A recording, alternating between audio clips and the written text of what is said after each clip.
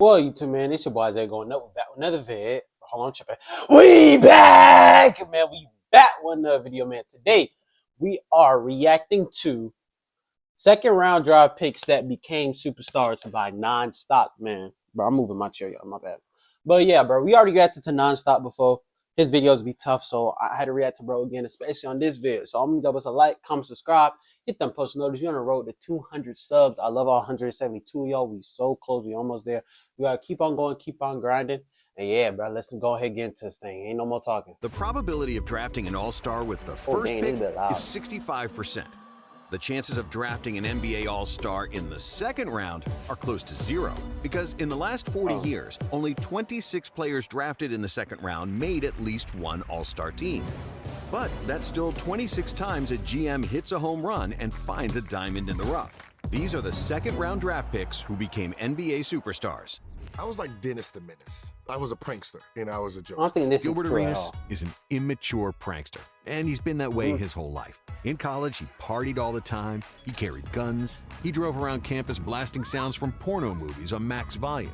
But he was also the best player on a team that went to the NCAA Finals, and Arenas believed he would be a top 10 pick. By sheer talent alone, Gilbert was supposed to be a top 5 pick in a draft that also had Pau Gasol, Tony Parker, Zach Randolph, and Joe Johnson. But what Arenas had in terms of talent, he had more than double in immaturity. See, during that draft's combine, Gil refused to do an 8-minute cardio drill to measure his heart rate. And for the stupidest possible reason. The guy didn't want to mess up his brand new sneakers on the treadmill. And when the NBA representatives asked him what his main goal was in the NBA, Gil simply answered that he wanted to be a pimp. They gave him another chance to answer that same question and say something smarter, but Gil doubled down. I want to be an international pimp. Totally oblivious that his stupidity and his childish behavior might throw off some teams, Gil still believed that he was going to be selected in the top 10 and become a millionaire. And so, before the draft, Arenas bought a custom-built Escalade with suede leather on the inside,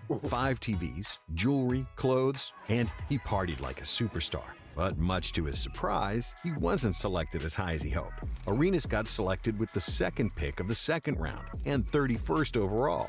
With the 31st pick in the 2001 NBA draft, he was the first pick the in the second Golden round, State Warriors select Gilbert Arenas from the University of Arizona. His rookie salary was only $400,000 after taxes, which, don't get me wrong, is a nice chunk of money, but it's not the millions Gil envisioned. Turns out that Arenas had actually spent his entire rookie salary before the draft, and so he was left with $500 a month to live. And because of that, he couldn't even afford gas money. So Gil had to sleep in the arena. But it turns out that that's ultimately the best thing that could have happened to him. Because since he was already in the arena and he had no money to spend, Arenas worked on his game all the time. And in his second season, he won the Most Improved Player Award and became one of the best scorers of his generation until injuries took their toll. Still, his career scoring average is over 20 points per game, which ranks among the 75 best of all time. And yeah, while it's a little weird that some... Man, bro, y'all remember how much bro dropped on Kobe, so you can't talk crazy about Gilbert, bro. As talented as Gilbert dropped to the second round, it was completely obvious why it happened to Isaiah Thomas. Oh, yeah. The last pick of the whole draft. Of the whole draft? The last one, 60th pick. Isaiah grew up to only be 5'9", and he was always the smallest guy on every court. His family actually tried to convince him to quit basketball and at least have a plan B. But for Isaiah, playing basketball was always going to be plan A, and there was no plan B. And finally, after a successful 3-year college career, Thomas's lifelong NBA dream finally came true. In the 2011 NBA draft, he was selected 60th overall with the final pick of the draft. 2011 NBA draft, the Sacramento Kings select Isaiah Thomas. Yeah, being picked last isn't very flattering, but that didn't matter to Thomas, as long as he was in the league. But it's one thing to get drafted, and a whole other thing to stay in the NBA, as many second-round picks fizzle out of the league after only 2 seasons. However, basketball-crazed Thomas was too talented and too relentless. By the end of his rookie year, he was starting for the Kings, and in his 3rd season, he was averaging 20 points per game. After a short stint in Phoenix, he was traded to Boston, where he won the hearts of the fans and put his name in the record books. In the 2016 season, he averaged 22 points per game and became an All-Star. In 2017, he averaged 29 points per game, which was the third best mark in the entire league. He made second-team a 5'9" All-NBA, player, bro. becoming the shortest player with an All-NBA selection, the shortest with multiple All-Star selections, and the shortest player to record a triple-double. Then, in the 2017 playoffs against the Wizards, he scored 53 points on his late sister's birthday, just a few weeks after she passed away. Unfortunately for IT, during the same playoffs, he would severely injure his hip, which derailed his mobility, and he was never the same player again. Still, he remains the best little guy to ever play, and he squeezed every bit of juice out of his 5'9" body, which is, ironically, smaller than this next Hall of Famer, who is best known by his nickname Tiny. At 6'1" and just 150 pounds, Nate Archibald was one of the lightest players in NBA history. He was drafted with the 19th overall pick in the 1970 NBA draft, which qualifies him for this list because there were only 17 teams in the NBA back then. And even though he came in a stacked draft that produced 6 Hall of Famers, Nate quickly proved that he should have been picked much higher. Thanks to his featherweight, Nate was extremely quick, shifty, and unstoppable when driving to the basket. In his second NBA season, Archibald averaged 28 points per game, and in his third year, he averaged 34 points and 11 assists, both of which were best marks in the NBA. To this day, Tiny is the only player in NBA history to lead the league in points and assists in the same season. Archibald averaged 25 points and 8 assists per game in his first 7 seasons before he injured his Achilles. Still, even after injury, he was productive, making 3 All-Star teams and winning a title with the Celtics. But just when the Celtics' title runs in the 80s were coming to an end, a new trend in the NBA emerged. NBA GMs finally started realizing that European players weren't half bad, especially after Team USA failed to win gold at the '88 Olympics and the 1990 World Cup. But don't get us wrong, the NBA was still biased towards Europeans, and that's why players like Drazen Petrovic and Toni Kukoc were late draft picks, despite dominating European basketball for years. Petrovic is still the 4th most accurate three-point shooter ever, and Kukoc was best known as a member of the Chicago Bulls during their second three-peat. Kukoc was one of the first big men that could dribble, pass, and shoot. He was a hybrid between Dirk Nowitzki and Manu Ginobili. If he didn't play alongside Jordan and Pippen, Tony could have been an all-star and easily averaged over 20 points per game.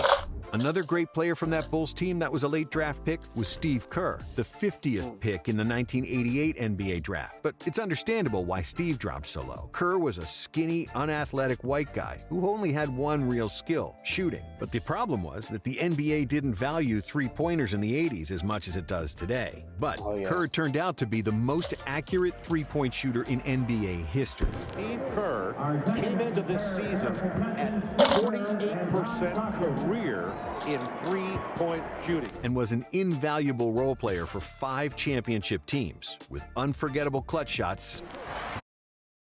And you know what's crazy, bro? He's literally coaching the greatest shooter of all time. At one point in time, he was playing with one of the greatest players of all time. At that time, Jordan was, because LeBron wasn't in the league yet. And then this man, Steve Kerr, was the most accurate three-point shooter at this time. So he played with the greatest player. He was one of the greatest shooters. Now he's coaching the greatest shooter. Like, come on, man. Just flat out greatness. And he has the most amount of rings as a coach and NBA player. He has like 11 and 9. Funny championship speeches. When we called timeout, Phil told Michael, he said, Michael, I want you to take the last shot. And Michael said, you know, Phil, I don't feel real comfortable in these situations. Maybe we ought to go in another direction. Why don't we go to Steve?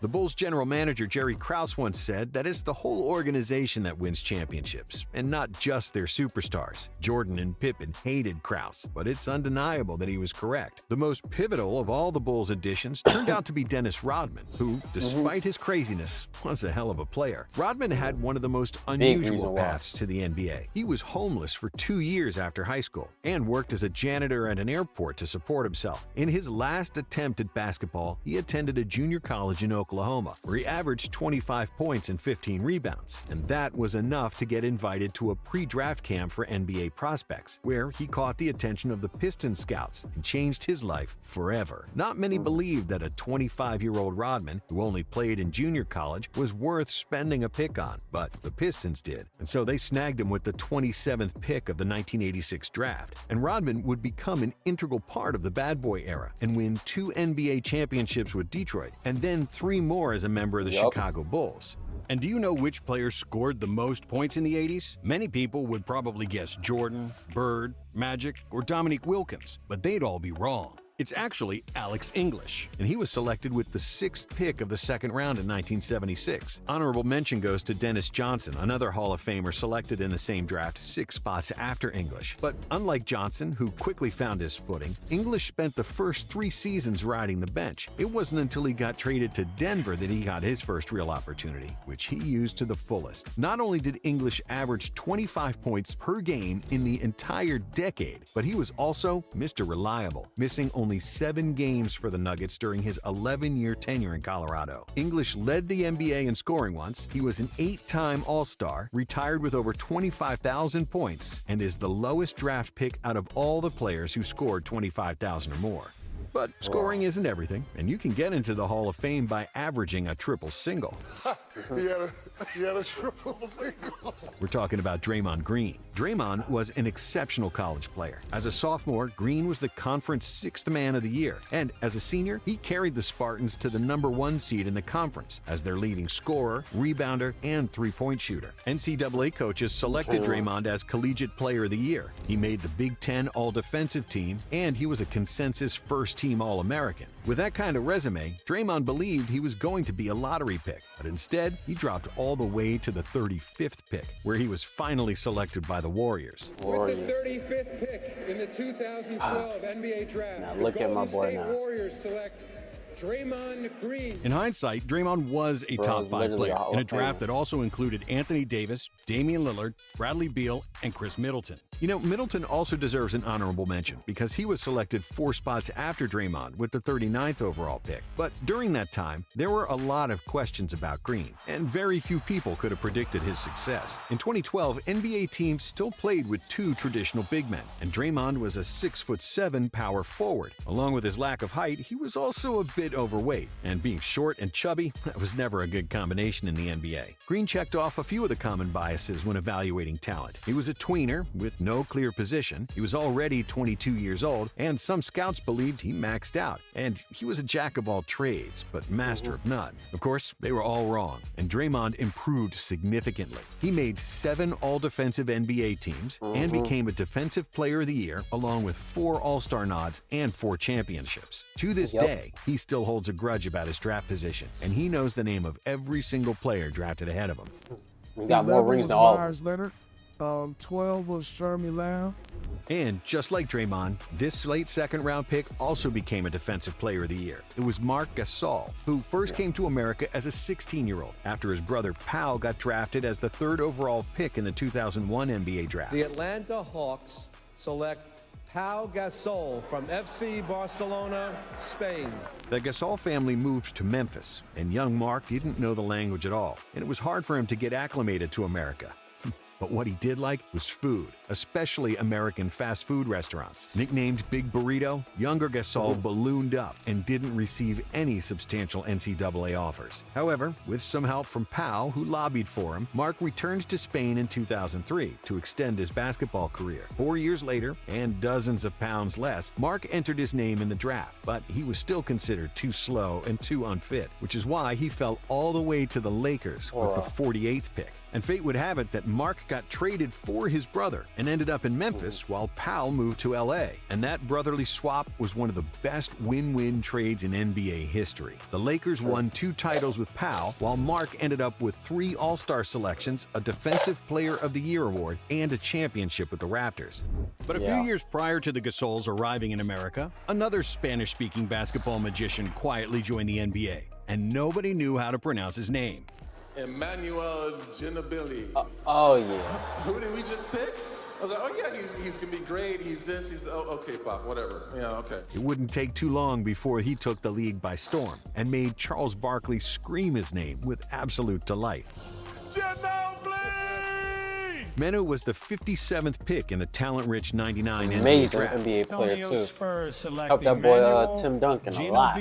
from Argentina. Which gave us 9 All-Stars, 8 of which were selected in the first round. But the one who got picked near the end turned out to be the best of them all, and the only one who got inducted into the Hall of Fame. Ginobili became a legend in San Antonio, winning 4 titles and firmly establishing himself as one of the best foreign players to ever play in the NBA. But the player who still has a chance to be the best foreigner in the NBA was so neglected during his draft selection that nobody even saw him get drafted. By the time Deputy Commissioner Mark Tatum was saying his name, some ESPN producer decided it was time to skip to commercials, probably thinking that nobody cared about the 41st pick anyway. While the world watched a Taco Bell commercial, the Denver Nuggets selected the best passing big man in NBA history. During that time, Nikola Jokic was still quite chubby and sound asleep in Serbia. Not even he could foresee that he would be the best player in his draft class and win multiple MVPs. And that's not too shabby for a guy less important. Bro care about horses, bro. That's all bro care about. Damn horse. Well, y'all, that's the end of this YouTube video. I need y'all boys to like, comment, subscribe, hit them post notices. We're on the road to 200 subs. I love all 171 of y'all. No, 72.